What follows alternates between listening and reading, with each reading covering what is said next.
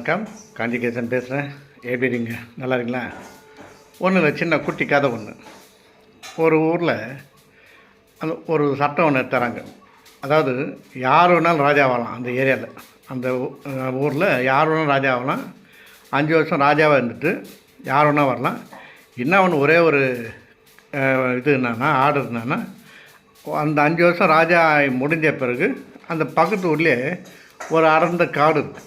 அங்கே எல்லாமே இருக்குது, மிருகம், மெயின் மிருகம் எல்லாமே இருக்குது. ஒரு அடர்ந்த காடு, அங்கே வாழவே முடியாது, ஒரு நாள் கூட வாழ முடியாது.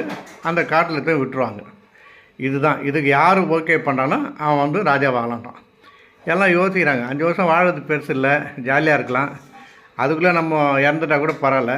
ஆனால் நம்ம உயிர் பொழைச்சிட்டோன்னா இந்த ஊர் மக்களே நம்ம கம்பல் பண்ணி எடுத்து அந்த காட்டில் விட்ருவாங்களே, என்ன பண்ணுறது அப்படின்னு யோசிக்கும் போது ஒரு ஆள் தைரியமாக வரார்.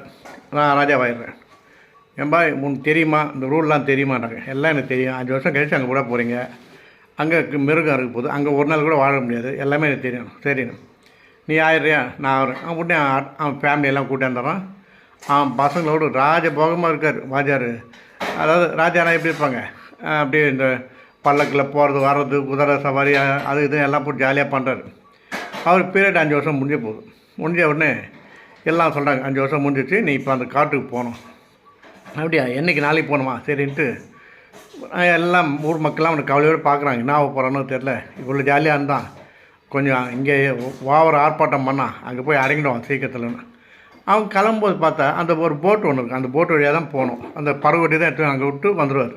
அவருக்கு மட்டும்தான் ஒரு ரூட் தெரியும். இவன் இந்த ராஜா ஃபேமிலி எல்லாம் என்ன பண்ணுறாங்க, அப்படியே நகை நட்டெல்லாம் போட்டுன்னு ஃபுல்லாக ஜம்முன்னு ஏதோ ஃபங்க்ஷன் போகிற மாதிரி போகிறாங்க. ஊர் மக்கள்லாம் கிண்டல் பண்ணுறாங்க, அங்கே போய் இவன் என்ன ஆக போகிறான்னு தெரில, இப்படி இருக்கிறான்னு.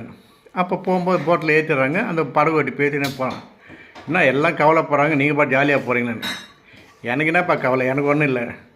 5 வருஷம் இருந்தேன் இல்லை பார்த்தியா, முதல் வருஷம் வந்து நல்ல வேட்டைக்காரெலாம் அனுப்பிச்சு அங்கே இருக்கிற மிருகத்தெல்லாம் நான் காலி பண்ணிட்டேன். ரெண்டாவது வருஷம் அங்கே ஒரு 5000 பேர் அனுப்பிச்சு விவசாயம் பண்ண வச்சுட்டேன். 3வது வருஷம் அங்கே இருக்கிற அங்கேருந்து ஒரு 5000 பேர் அனுப்பிச்சு பில்டிங்லாம் கட்ட வச்சேன். ஒரு ஆஃபீஸு, அதாவது அரண்மனை, அதெல்லாம் கட்ட வச்சேன். 4வது 5 வருஷத்தில் என்னுடைய ஒரு 5000 பேர் அனுப்பிச்சு குடும்பத்தை ரன் பண்ண வச்சுட்டேன், எல்லாம் ஃபேமிலியாக இருக்கட்டும் அப்படின்னு. 5வது வருஷம் நான் போயிட்டு இப்போ ஜாலியாக இருக்க போகிறேன். எல்லாமே இருக்குது, அதாவது வயலில் இருக்குது, விவசாயம் பண்ணுறேன், கட்டட தொழில் எல்லாமே ஆஃபீஸ் இருக்குது. எனக்கு என்ன கவலை? அதனால் நான் இப்போ 5 வருஷம் போய் ஜாலியாக இருப்பேன், எந்த வித பயமும் கிடையாது. இதுதான் நான் பண்ணது சாதனை. படகு சொன்னால் அப்போ எனக்குன்னு உனக்கும் வேலை இல்லைன்னா நீ அங்கே வந்து சேருன்றோம். எவ்வளோ பிரில்